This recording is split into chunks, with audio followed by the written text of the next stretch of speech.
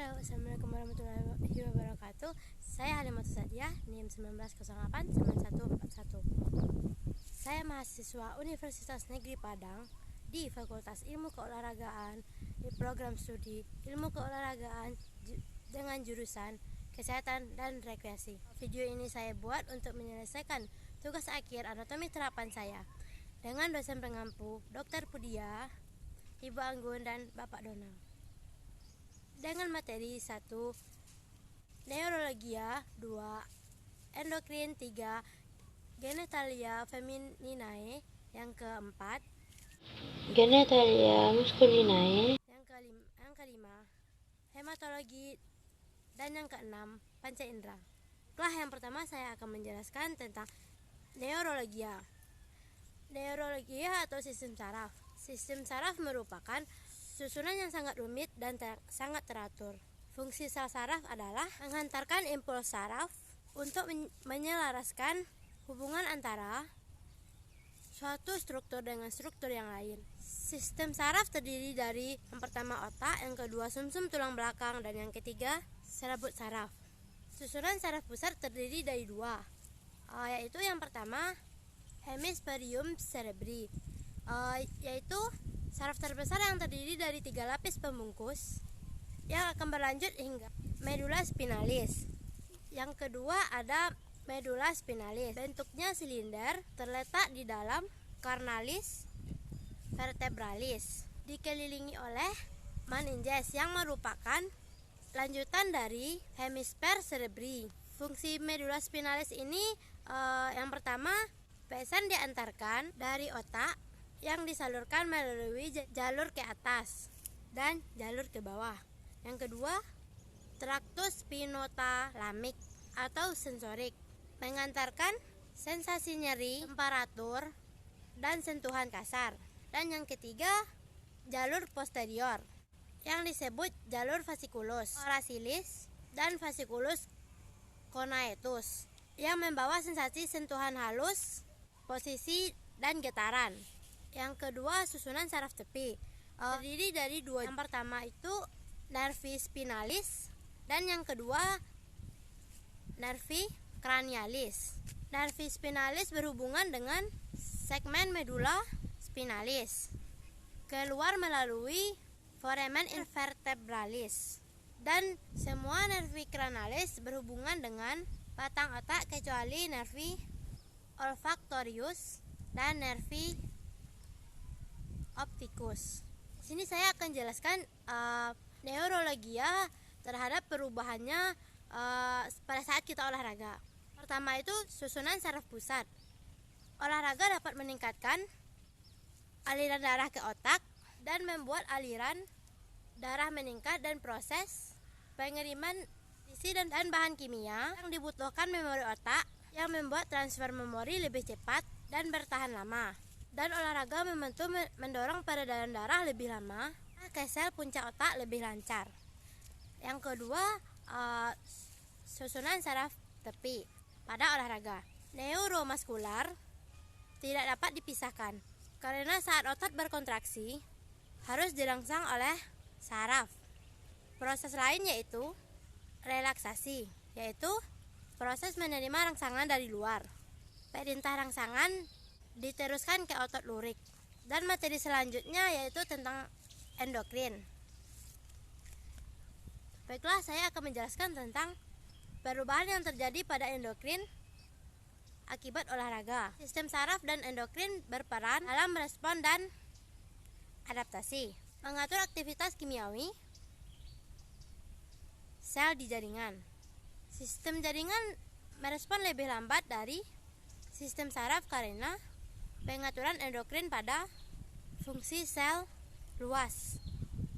Perubahan sel endokrin biasanya berbentuk 3, yaitu 1.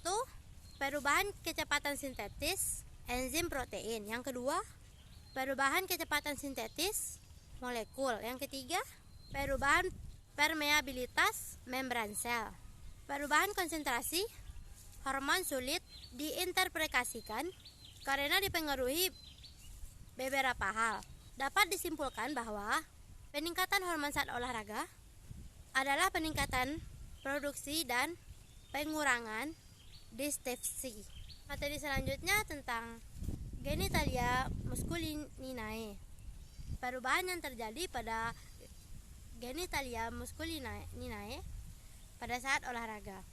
Berolahraga secara teratur dapat membuat seseorang akan lebih bersemangat dan terlihat saat olahraga, juga dapat menghilangkan stres dan ketakutan, terlebih dapat mengganggu kenikmatan berhubungan intim.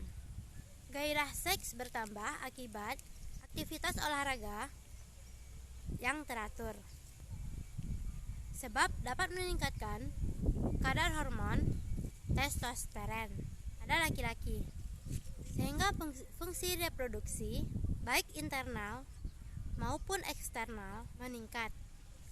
Hormon testosteron ini merangsang produksi sperma.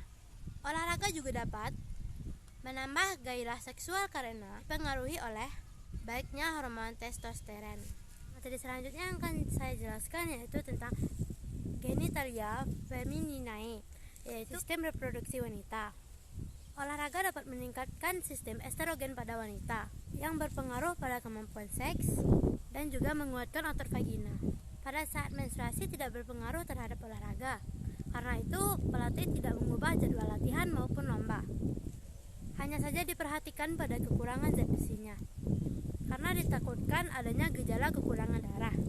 Nah, pada wanita menopause terjadi kekurangan estrogen dan peningkatan gonadotropin, serum FHS dan LH.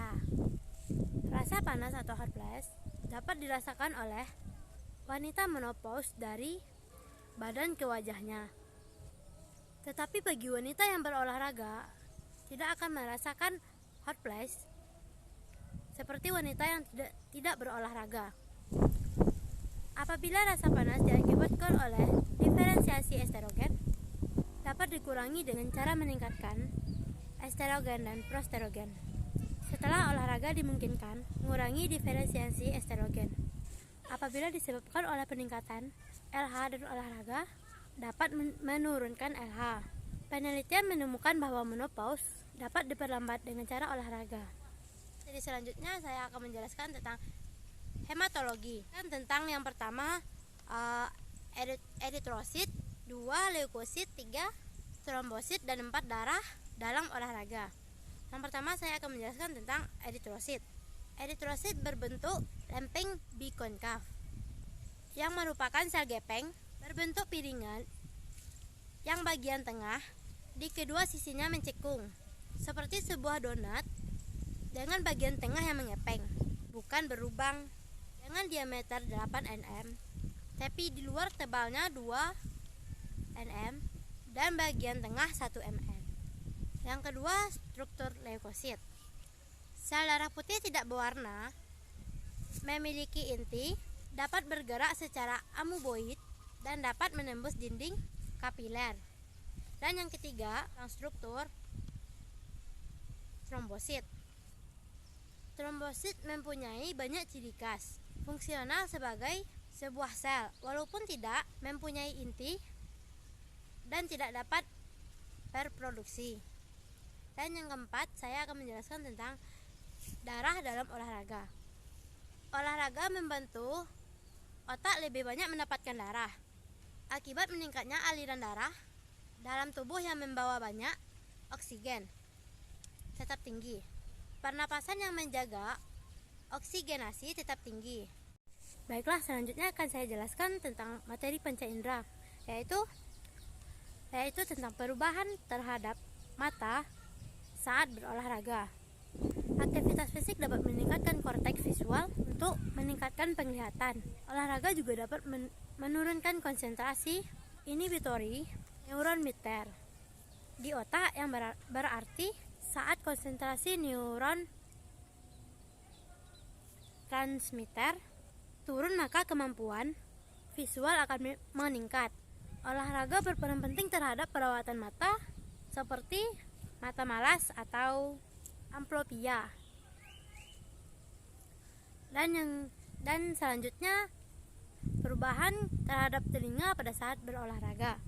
Penelitian Miami University menemukan bahwa orang yang kebugaran kardiovaskular tinggi memiliki sensitivitas pendengaran yang baik dan akan menunda presbiokusis.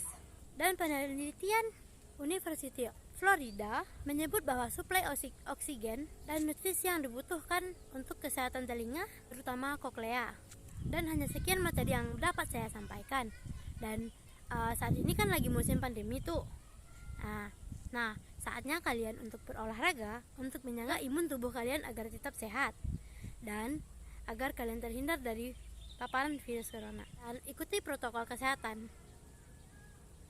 Hanya sekian hasil dari saya. Wassalamualaikum warahmatullahi wabarakatuh.